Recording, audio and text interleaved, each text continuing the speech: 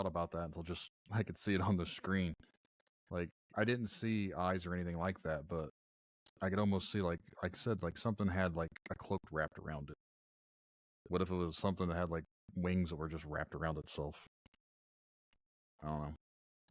I mean, that could have been its true form too. I mean, or maybe none of those things were Yeah. actually its true form. Maybe it was, again, just trying to become physical in a physical reality. Because, I mean, kind of a weird idea to comprehend, but, we look at everything from like the physical point, but that doesn't necessarily mean that everything in this reality that is natural to this reality is necessarily physical.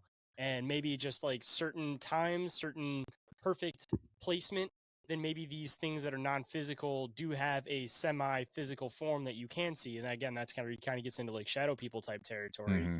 But I mean, these things could naturally exist around us, and we're looking at them like they're coming from another reality. But it's just a matter of at certain times with a certain perspective, or everything just lines up right. Then you are able to see these things that naturally always maybe exist around us. Like I've talked about the whole light spectrum concept that we can only see a very minimal portion of the light spectrum. So I mean, there could be a bunch of things that exist higher up and lower in that light spectrum. And I mean, if they're able to theoretically see us, they can just move around us, but we can't see them. And they could be existing all around us right now, and we have no idea of it. Mm-hmm. And then that's where it gets into some other weird interdimensional type of concepts too, that not necessarily, I guess, interdimensional, but, we kind of see things as vibrating at like a certain frequency, which is like how we have like our solids in this reality. But something could be solid, but from another reality, but it vibrates at a different frequency. So it may be solid in that reality, but when it merges over into our reality, then it is vibrating at a different frequency, down to like an atomic level, and then it looks translucent to us because it's vice versa. I mean, they might even see us as translucent type beings because we're not vibrating in the same frequency that they're vibrating. Yeah. I've thought about that too. And it's like you have to really actually understand what you're thinking about when you start to go down these rabbit holes of ideas or whatever, because if I try and write it off in a scientific term, there's really no way of scientifically explaining it because science doesn't explain the unexplainable. And to me, that's kind of where I feel like this is, because how often does everyone want to get off work a little bit early?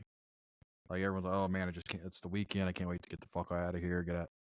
This is the one time I wish they never let me leave early. because this is something that's like bothered me for like, I said February 2007, going on, what is that, almost 17 years now? 16 years? Yep. And it's like, I've had to bury it in the back of my mind for so long because it's like, I wrote it off as being just a dog and a mouse. But it's never been something that I could fully accept, even though I wanted to accept that, because I always go back to what was walking. Like, the first thing walking was so much bigger than the dog. And that's really the reason why I started the podcast, because I felt like I had nowhere to talk about something like this. And if I felt like I couldn't talk about it, how many other people were out there feeling like they couldn't talk about it? So in my mind, I was like, I want to help people. If that makes any sense, like, I want to be not like a therapist, but like, here, talk to me. I understand what you're going through. Like, I felt like I had to deal with my own way of dealing with it by just ignoring it. So it made me wonder how many other people have seen something like this and do the same thing. They just bury it because they can't talk about it because people are going to say you're a fucking lunatic. I mean, how many reports may have been in that same exact area? I mean, this could be like a semi-common thing, but anybody that sees that isn't going to go around telling stories about it.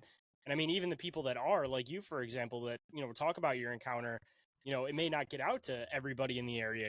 It's only getting out to the people that are interested in these topics and looking for them. So the average person that has these encounters and has no idea where to place it, they just put it in their head and they go the rest of their life assuming that nobody else has ever had an encounter like that because they don't put a second thought into it and start looking it up on the internet and trying to connect dots between people. Yeah. But no, that's the gist of what happened and why I do the podcast and why I wrote the book and why I'm here today, because of all that, I guess, a life-changing experience, we'll call it, that happened that one night that our boss thought she was being nice to let us leave. Bitch should have just kept us there